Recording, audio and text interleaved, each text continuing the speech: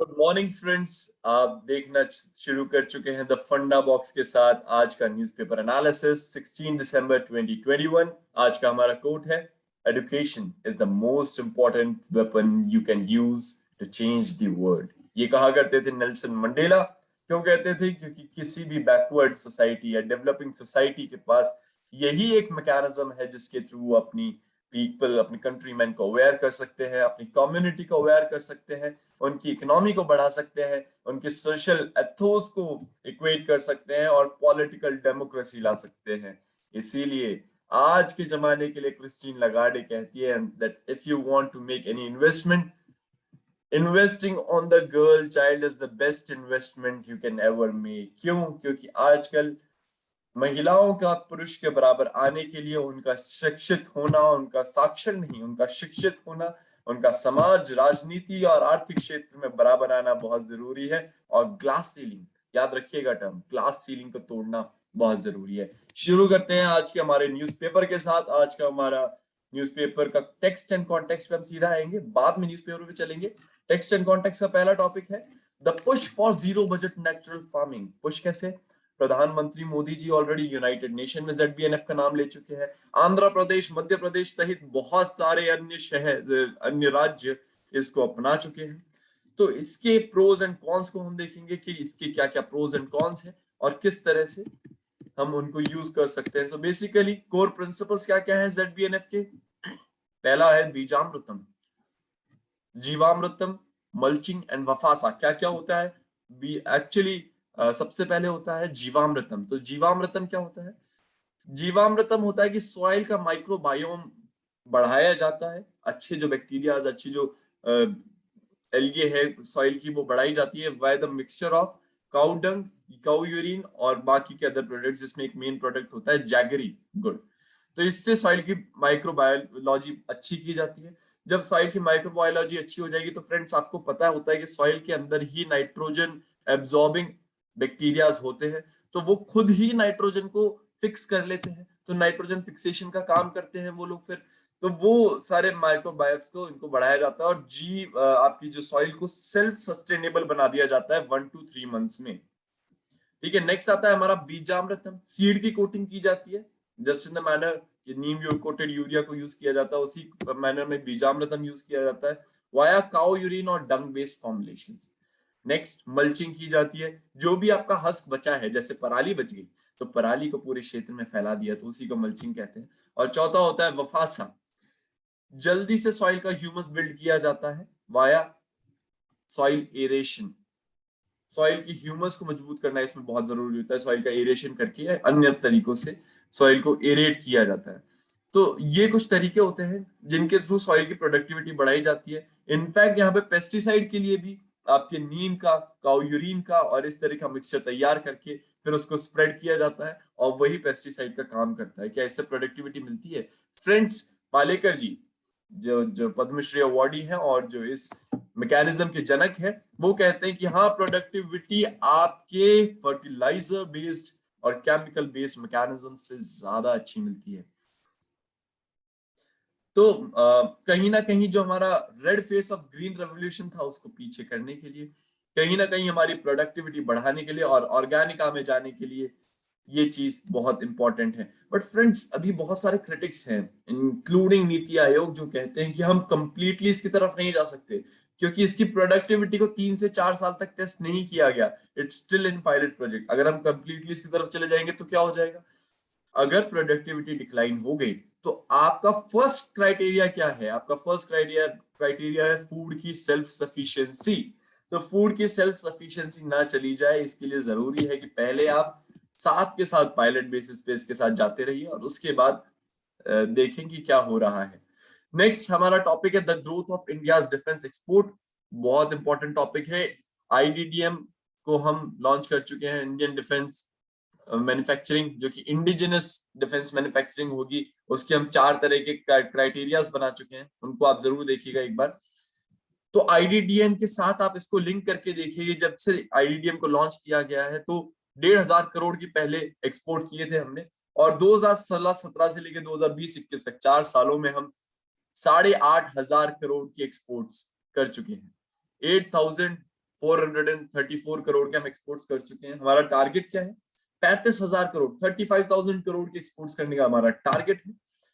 अब आप देखिए कि टॉप 100 कंपनीज में इंडिया की कंपनीज नजर आ रही हैं। 3 major companies, HAL, ordnance factory board, OFB और भारत इलेक्ट्रॉनिक्स लिमिटेड, ये तीनों कंपनीज वहां पे नजर आने लग गई हैं। कहाँ कहाँ जा रहा है? आपको कुछ मेजर एक्सपोर्ट्स याद हो तो आप देखिए, वियतनाम को हमने सप्लाई किए हैं ब्रह्मोस मिसाइल्स, ठीक है। और भी हम छोटे कंट्रीज को, ओमान से लेके और दूसरे कंट्रीज को हम सप्लाई कर रहे हैं। हेलीकॉप्टर्स हम सप्लाई कर रहे हैं। अफगानिस्तान में हमने सॉफ्ट पावर के तौर पे हेलीकॉप्टर्स और उनको 1-2 प्लेन्स दिए थे।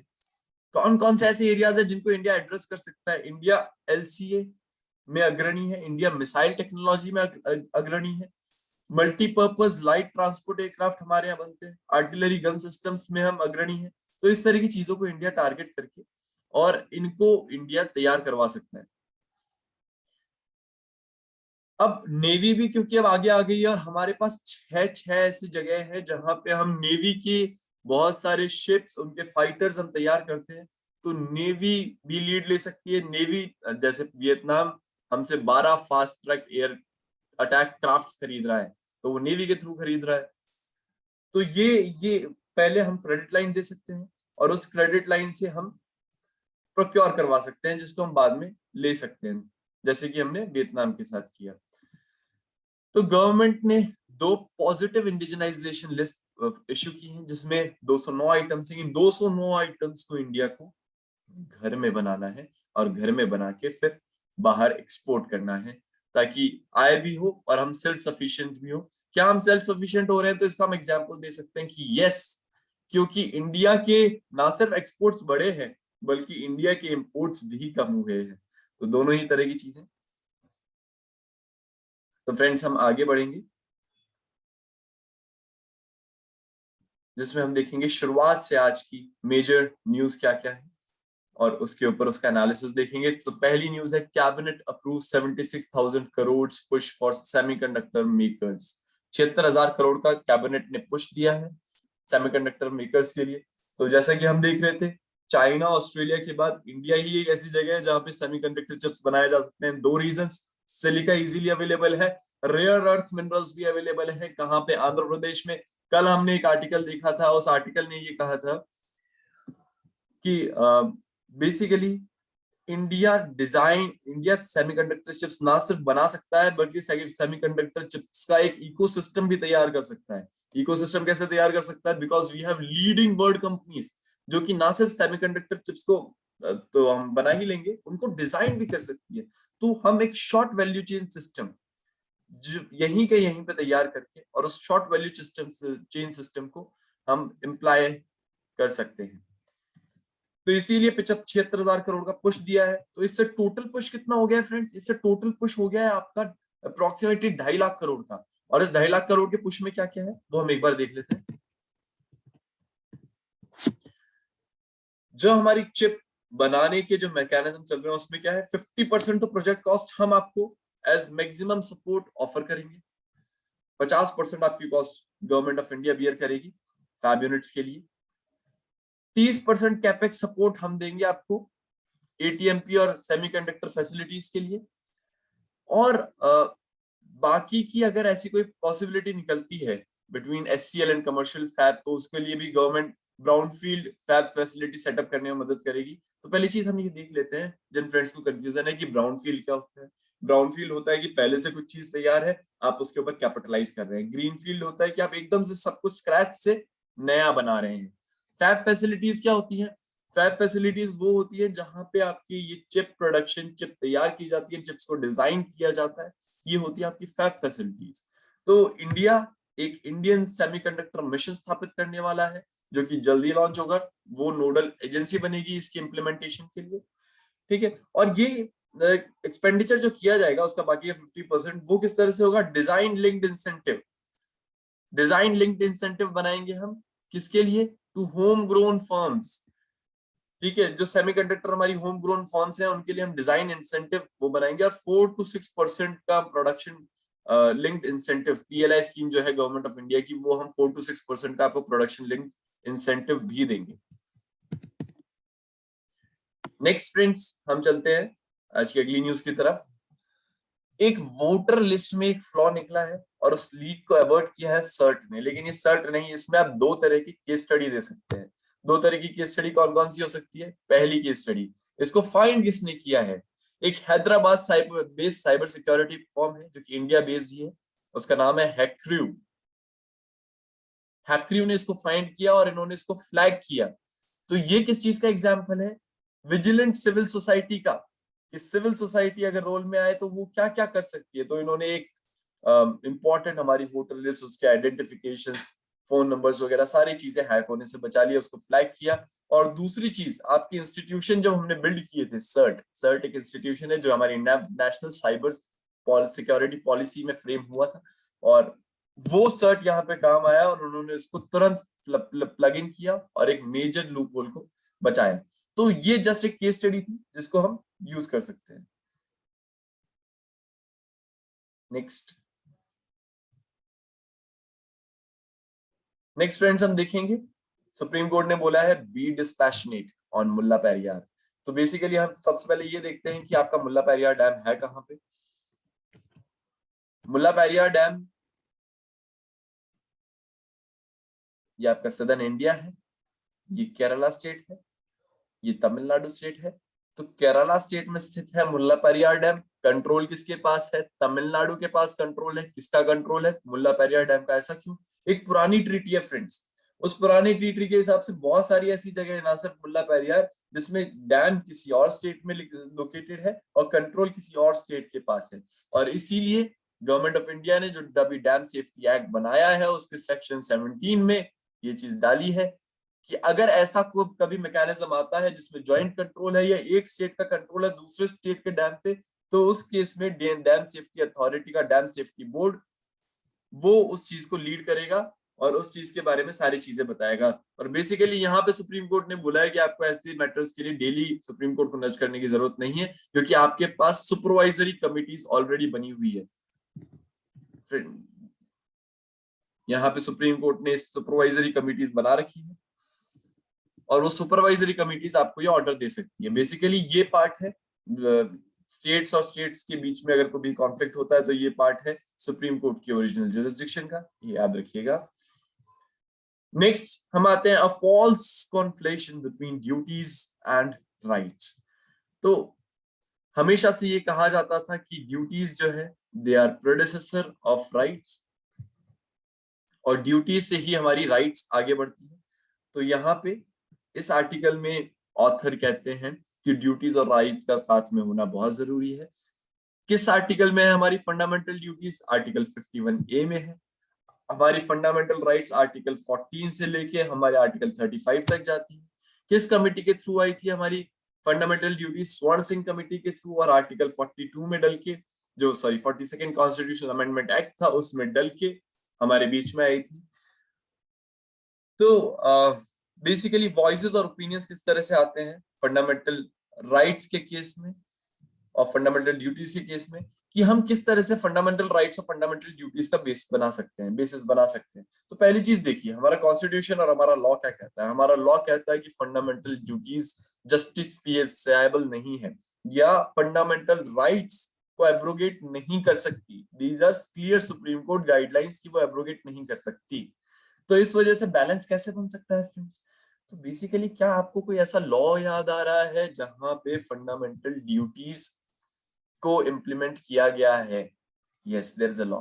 चाहे आपका एनवायरमेंटल प्रोटेक्शन लॉ हो, ठीक है, उसमें इम्प्लीमेंटेशन किया गया है, या आपके चाइल्ड राइट्स के जो लॉज हैं उसमें इम्प्लीमेंटेशन किए गए हैं, फ्लैग कोड से लेके बाकी के जो कोड्स हैं वहां पे कहीं ना कहीं हम फंडामेंटल ड्यूटीज को देखते हैं कि फंडामेंटल ड्यूटीज हमारे काम में आती है। तो इसीलिए कहा गया है we should create a balance between fundamental duties and fundamental rights.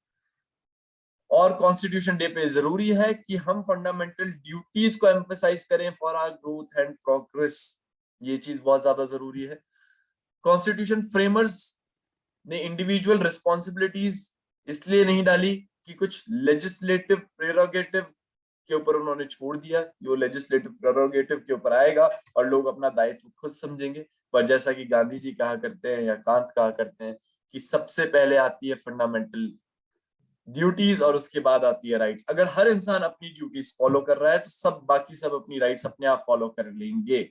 Same in the case of government, same in the case of judiciary, same in the case of people. Example लीजिए, supposingly freedom of speech and expression है, जैसा कि यहाँ पे example दिया गया, freedom of speech and expression है। Freedom of speech and expression आता है आपका आर्टिकल 19 के अंदर।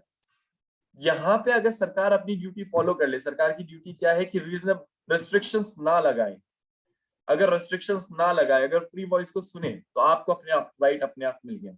सिमिलरली अगर दो समाज हैं, दो कम्युनिटीज हैं, और अगर एक दूसरे को अगर एक दूसरे को अगर एक अपनी जिम्मेदारी दूसरे के प्रति पूरी तरह से निर्वहित कर ले, पूरी तरह से निर्वहन कर ले, तो दूसरे को उसके राइट्स ऑटोमेटिकली मिल जाएंगे। देयर आर मेनी ड्यूटीज जो कि हमारे कॉन्स्टिट्यूशन में भी दी गई हैं और हमारे लीगल ड्यूटीज भी हैं। फ्रेंड्स, ये भी अपने आप में एक क्वेश्चन बन सकता है कि कॉन्स्टिट्यूशनल ड्यूटीज कौन कौन सी हैं और हमारी लीगल ड्यूटीज कौन कौन सी है और हमारी फंडामेंटल ड्यूटीज कौन कौन सी है। 3 तरह की ड्यूटीज होती है दोस्तों। तो फंडामेंटल ड्यूटीज तो आपको पता है, वो है आर्टिकल 51A में, उनको पूरा लिस्ट कर लीजिएगा, उनको याद कर लीजिएगा। कॉन्स्टिट्यूशनल ड्यूटीज कौन सी है, एक याद कीजिए, कोई सी भी। आर्टिकल 324, आर्टिकल 324 कौन सा है आपका, इलेक्शन का, आपकी यूनिवर्सल फ्रेंचाइजी का। तो आर्टिकल 323, 324, तो आप इसको याद कर लीजिए कि ये हमारी कॉन्स्टिट्यूशनल ड्यूटी है कि हम वोट डालें। हमारी लीगल ड्यूटीज कौन कौन सी है, जो गवर्नमेंट हमारे ऊपर प्लेस कर देती है कि सिटीजन्स को इस तरह से एक्ट करना चाहिए, या सिटीजन्स का अपने एल्डरली की तरफ ये दायित्व है। तो ये सारी चीजें हमारी कॉन्स्टिट्यूशनल ड्यूटीज के बीच में की तरह आ जाती है। नेक्स्ट हम देखेंगे कि 42nd कॉन्स्टिट्यूशनल अमेंडमेंट एक्ट से आया था, स्वर्ण सिंह कमेटी के थ्रू आया था। अच्छा, इसमें इन्होंने कुछ वेस्टर्न फिलोसोफर्स के कुछ आर्ग्यूमेंट्स दिए हैं जो कि इस तरह से हैं कि ऑनोरा ओ'नील ने कहा कि we would do well to discuss the precise nature of duties that rights create. Promise of a right to free expression imposes on the state something more than a duty. जैसा कि हमने बात की थी, more than a duty to forbear from making an unwarranted restriction. State unwarranted restriction न लगाए, ये क्या है, ये उनकी ड्यूटी है। So हर राइट एक ड्यूटी से एमिनेट हो रहा है, and rights are predecessor to duties, duties are successor to rights, और हमें इस चीज का ध्यान रखना होगा। नेक्स्ट हमारा आर्टिकल आया मिक्स सिग्नल्स। मिक्स सिग्नल्स किस बारे में, ये आर्टिकल बेसिकली बात करता है फ्रेंड्स ग्लोबल वैल्यू चेन के बारे में। हर आर्टिकल का पढ़ने से पहले हमें देखना होगा कि उसका कॉन्टेक्स्ट क्या है, वो क्यों अपीयर हो रहा है। ये कॉन्टेक्स्ट है global value chain. Global value chain में क्या हुआ, पेंडेमिक आया, तो पेंडेमिक के आने की वजह से ग्लोबल वैल्यू चेन शॉर्टन हो गई या डिस्टरप्ट हो गई। डिस्ट्रप्शन का एग्जांपल देखिए कि हम हमारे फार्मा सेक्टर के लिए, एपीआईज के लिए, एक्टिव फार्मास्यूटिकल इंग्रेडिएंट्स, जो कि हम 90% इंपोर्ट चाइना से करते थे, तो हम उसके लिए उन पर डिपेंडेंट थे, और वहां पे उन्होंने वो सप्लाई चेन डिस्टरप्ट कर दी, तो हमारी फार्मा इंडस्ट्री काफी हद तक कोलैप्स पे आ गई। नेक्स्ट आप देखेंगे अभी हाल फिलहाल का सेमीकंडक्टर चिप।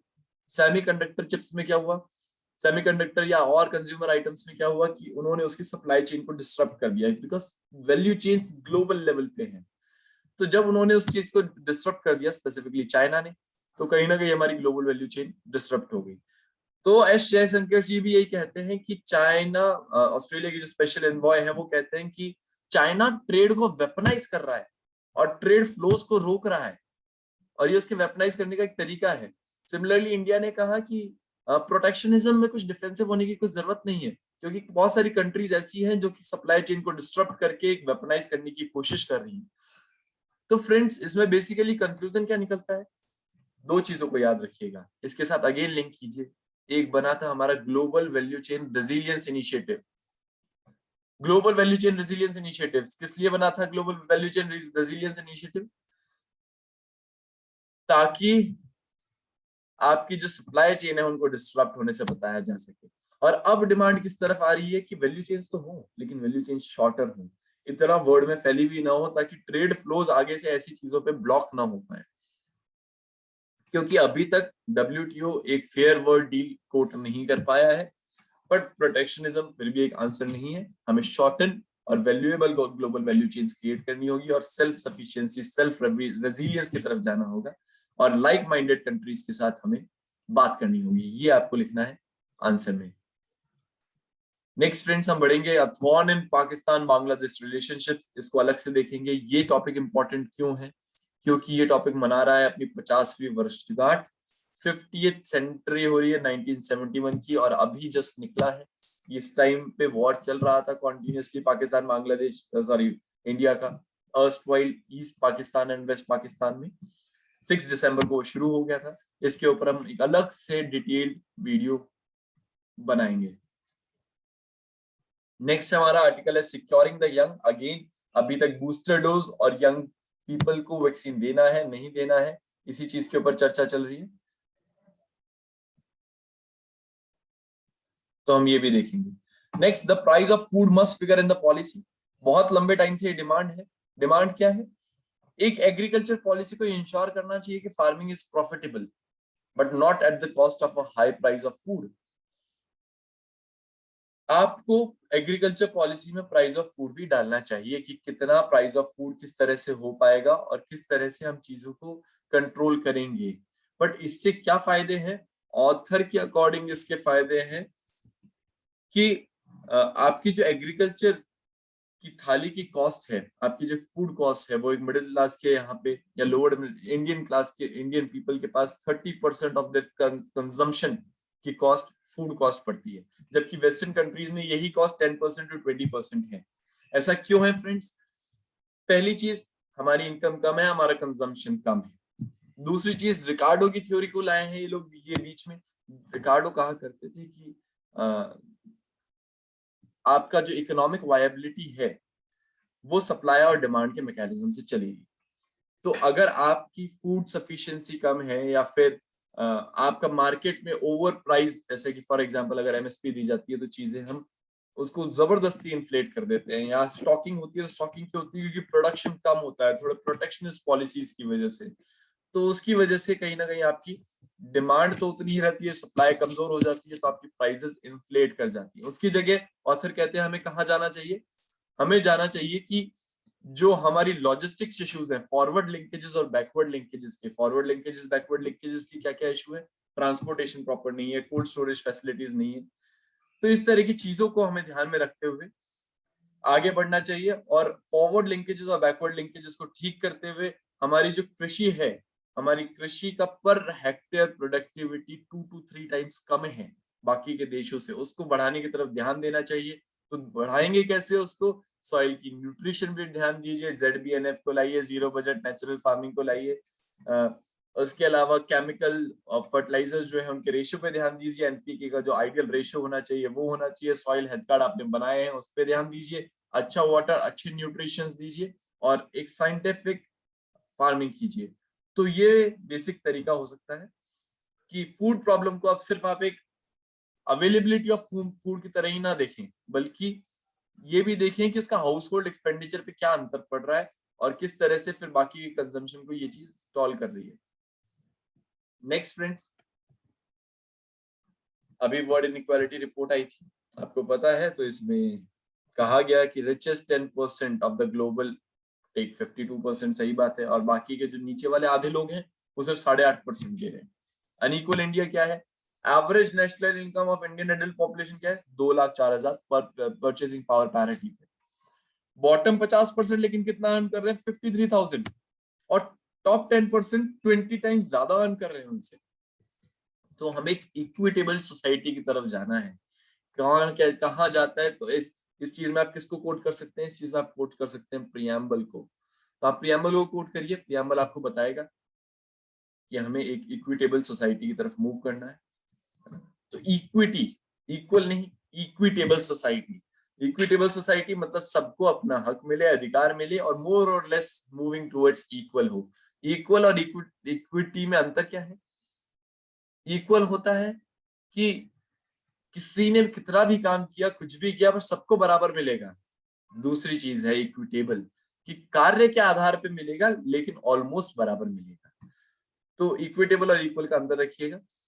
टॉप 1% राइज कर गए हैं, 20% थी 1820 में उनकी इनकम, अब राइज करते करते वापस से 21% आ गई है। 1970 के करीब ड्रॉप हो गई थी, 16% आ गई थी।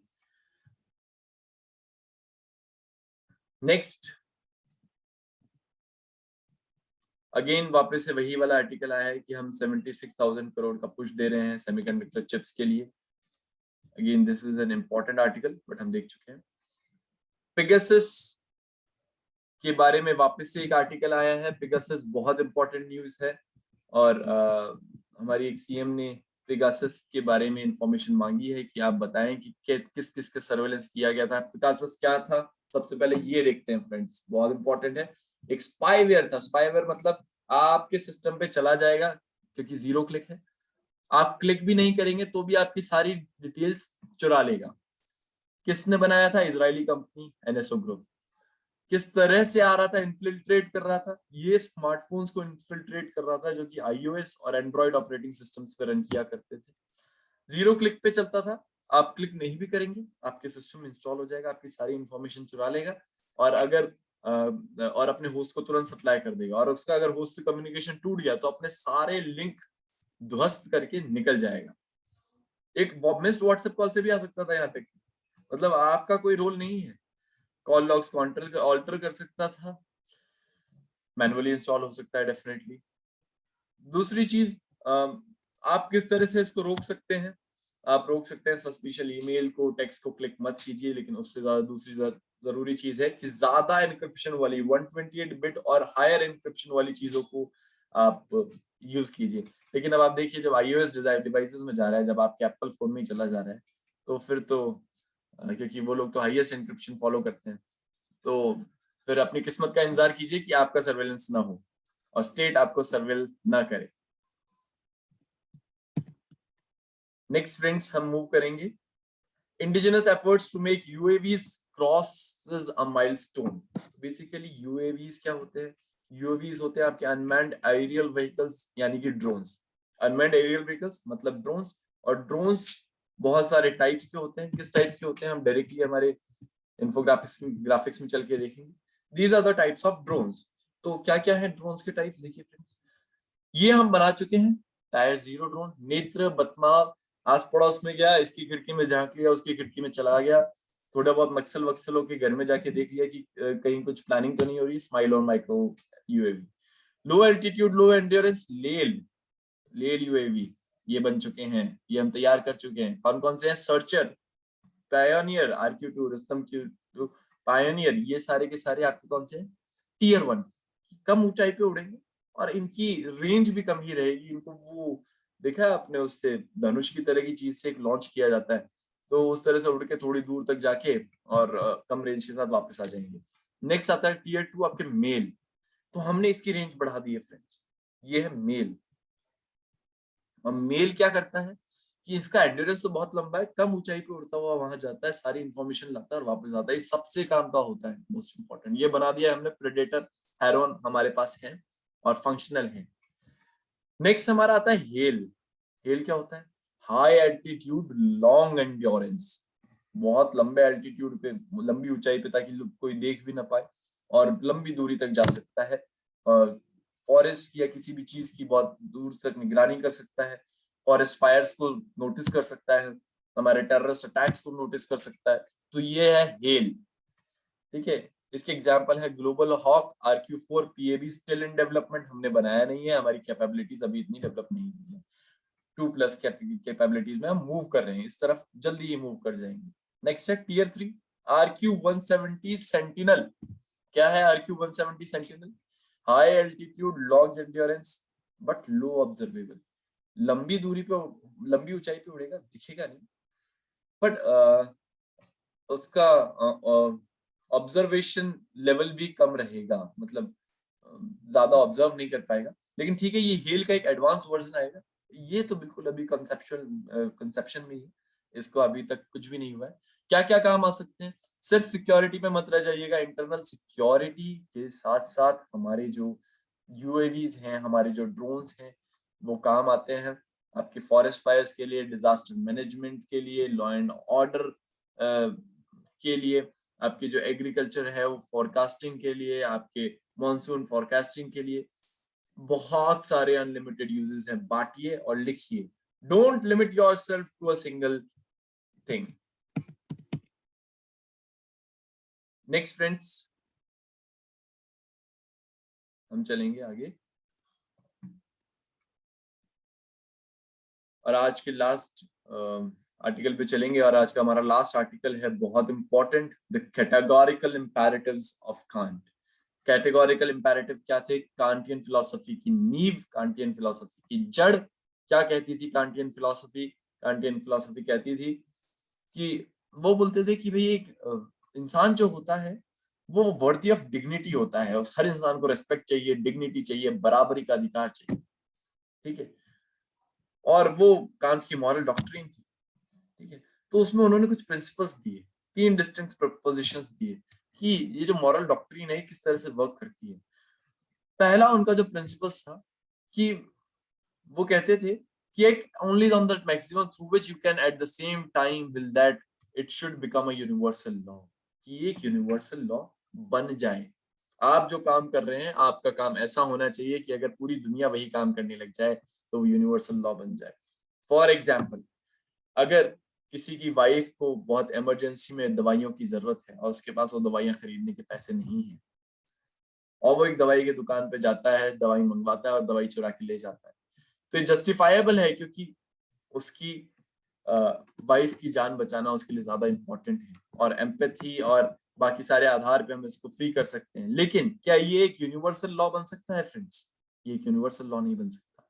तो अगर ये यूनिवर्सल लॉ नहीं बन सकता तो मतलब ये कांट के कैटेगोरिकल इंपेरेटिव पे सही नहीं उतरेगा। सो पहली चीज, यूनिवर्सल लॉ बनना चाहिए। दूसरा पोस्टुलेट्स क्या है?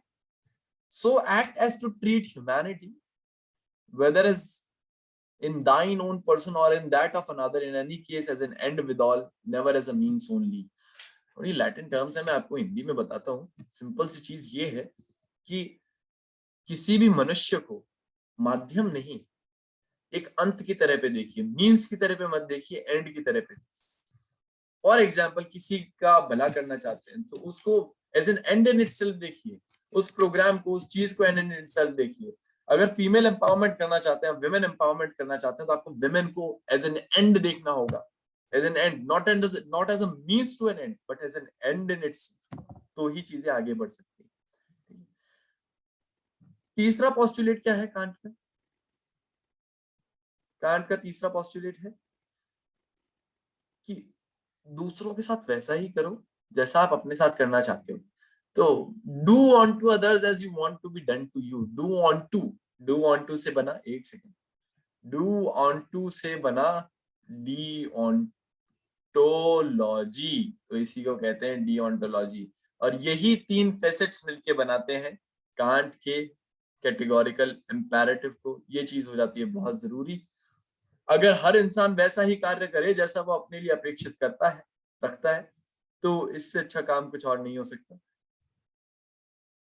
So that's it for today friends. ये एक फोटो है किस तरह से जनरल AKJ न्याजी जी जो है वो सरेंडर डॉक्यूमेंट्स पे साइन कर रहे हैं। हिस्टोरिक फोटो, हिस्टोरिक मॉन्यूमेंट, एकदम हिस्टोरिक मॉन्यूमेंट। इसको जरूर देखिएगा।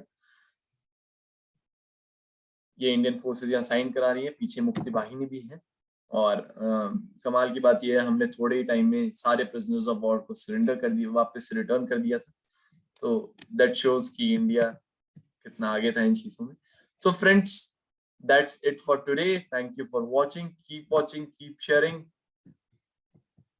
धन्यवाद।